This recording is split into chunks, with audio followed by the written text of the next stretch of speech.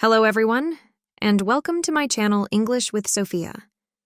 Today we're going to address an issue that many English learners face: translating too much in your head when speaking English. Why is this a problem? I see it happening so often with students. They take much longer to come up with a sentence.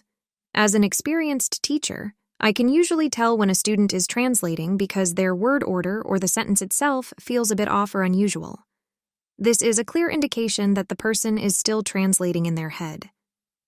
How can we fix this? To help us with this topic, I've invited my friend Thomason. Thomason, what's one thing our followers should do to fix this issue? Well, we should be honest with our listeners. It's not easy. However, thinking in English is a skill, just like speaking, reading, and listening. You can train your brain to think in English. It's possible and doable. To share some ideas, I personally think that thinking in English is similar to improvisation. Thoughts come to us randomly. For example, while crossing the road, I might think about my relationships or whether I should buy an expensive gym membership or save money for a trip. Thoughts just pop up. In conversations, the same happens. We have random thoughts and questions, and you need to think on your feet, right away, on the spot.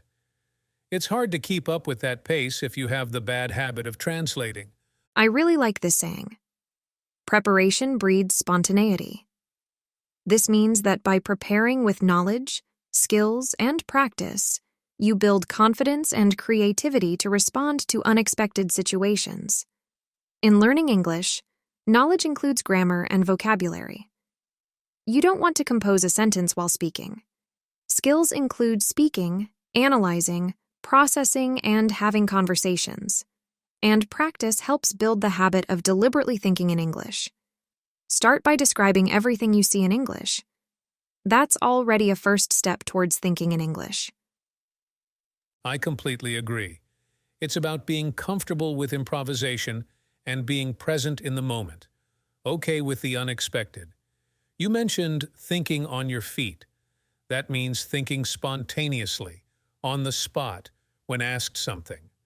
If a person always translates, they're not thinking on their feet, and there's always a delay. Exactly. We're helping people speak English in real life, where conversations are random and unexpected. So you need to be okay with improvising. This reminds me of one of my students. Initially, she struggled with translating her thoughts, making her speech slower and a bit off. But after discussing this, she started thinking in English, and her communication skills improved significantly. It's just a matter of trusting your intuition. Absolutely. It's about letting go of translation and using the English you already know. Immersion helps, and connecting English to your interests. Yes, living your English. Enjoy the process by engaging with topics and activities you like, such as hobbies. That way, you immerse yourself in the language and naturally build your vocabulary. Exactly. You expand your vocabulary and become more confident in speaking about what you love in English. Sometimes, students overlook this simple approach. Overlooking means not paying enough attention to something important. As you noticed, we've been defining nice words and expressions today, so make sure you review this vocabulary and practice it. And don't forget to subscribe to our channel and click the notification bell to stay updated with our latest lessons. Yes, I really like what you're saying, Sophia. Starting with familiar topics helps you think in English. Later, you can branch out to topics you're less familiar with. It's important to embrace uncertainty and your inner child, and be okay with sounding a bit childish at first. Exactly. When learning a language, it's okay to sound less sophisticated initially. This reminds me of a French director who struggled with English during an interview. She tried her best, but when she needed to be specific, she switched to French with her interpreter. That happens, but it's part of the process. It's about growing up as a language learner, letting go of that security blanket, and moving forward. Let's wrap up and recap some key points. 1. Deliberate thinking. Train your brain to think in English deliberately and intentionally. 2. Learn what you love. Start with familiar topics and learn about them in English. 3. Embrace uncertainty.